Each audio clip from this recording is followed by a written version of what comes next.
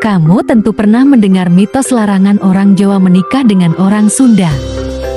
Konon, jika ada dua orang dari suku-suku itu menikah, kehidupan mereka akan gak bahagia dan sering diterpa masalah. Memang, mitos ini belum tentu benar.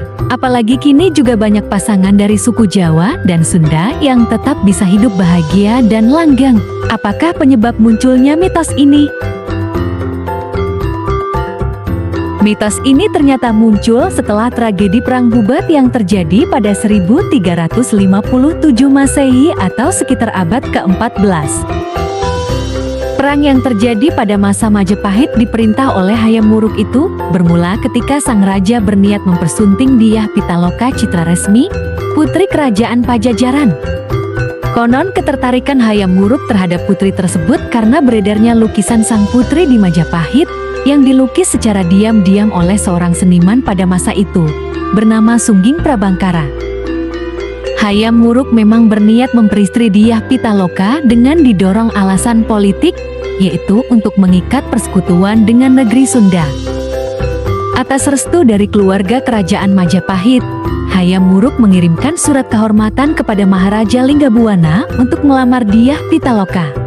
Maharaja Linggabuana lalu berangkat bersama rombongan Sunda ke Majapahit dan diterima serta ditempatkan di Pesanggerahan Bubat. Raja Sunda datang ke Bubat beserta permaisuri dan putri Dyah Pitaloka dengan diiringi sedikit prajurit.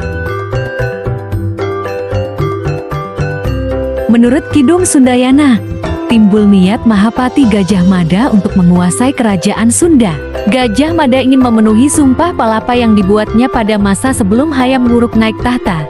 Sebab dari berbagai kerajaan di Nusantara yang sudah ditaklukkan Majapahit, hanya kerajaan Sunda lah yang belum dikuasai.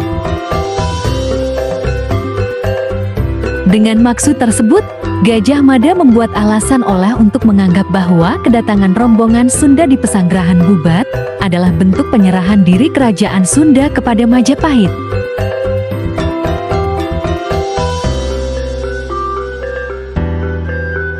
Hayam Wuruk sendiri disebutkan bimbang atas permasalahan tersebut, mengingat Gajah Mada adalah Mahapati yang diandalkan Majapahit pada saat itu.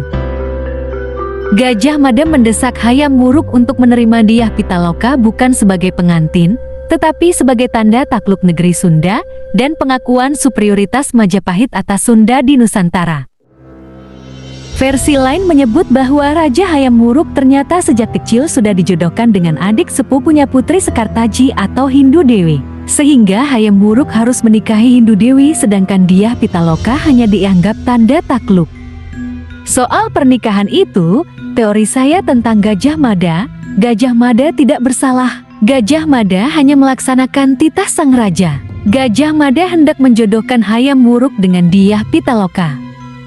Gajah Mada ingin sekali untuk menyatukan antara Raja Sunda dan Raja Jawa, lalu bergabung.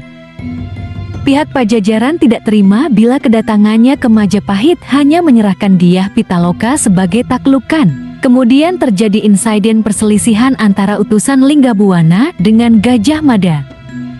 Perselisihan ini diakhiri dengan dimaki-makinya Gajah Mada oleh utusan negeri Sunda yang terkejut bahwa kedatangan mereka hanya untuk memberikan tanda takluk dan mengakui superioritas Majapahit, bukan karena undangan sebelumnya. Namun Gajah Mada tetap dalam posisi semula. Belum lagi Hayam Wuruk memberikan putusannya, Gajah Mada sudah mengerahkan pasukan Bayangkara ke Pesanggerahan Bubat dan mengancam Linggabuana untuk mengakui superioritas Majapahit. Demi mempertahankan kehormatan sebagai satria Sunda, Linggabuana menolak tekanan itu. Terjadilah peperangan yang tidak seimbang antara Gajah Mada dengan pasukannya yang berjumlah besar, melawan Linggabuana dengan pasukan pengawal kerajaan Balamati yang berjumlah kecil, serta para pejabat dan menteri kerajaan yang ikut dalam kunjungan itu. Peristiwa itu berakhir dengan gugurnya Raja Linggabuana, para menteri, pejabat kerajaan beserta segenap keluarga kerajaan Sunda di Pesanggerahan Bubat. Tradisi menyebutkan sang putri Dyah Pitaloka dengan hati berduka melakukan belapati atau bunuh diri untuk membela kehormatan bangsa dan negaranya. Menurut tata perilaku dan nilai-nilai kasta satria, tindakan bunuh diri ritual dilakukan oleh para perempuan kasta tersebut jika kaum laki-lakinya telah gugur. Perbuatan itu diharapkan dapat membela harga diri sekaligus untuk melindungi kesucian mereka, yaitu menghadapi kemungkinan dipermalukan karena pemerkosaan, penganiayaan, atau diperbudak. Akibat peristiwa Bubat ini, bahwa hubungan Hayam Wuruk dengan Gajah Mada menjadi renggang. Gajah Mada sendiri menghadapi tentangan, kecurigaan, dan kecaman dari pihak pejabat dan bangsawan Majapahit karena tindakannya dianggap ceroboh dan gegabah. Mahapati Gajah Mada dianggap terlalu berani dan lancang dengan tidak mengindahkan keinginan dan perasaan sang mahkota, Raja Hayam Wuruk sendiri.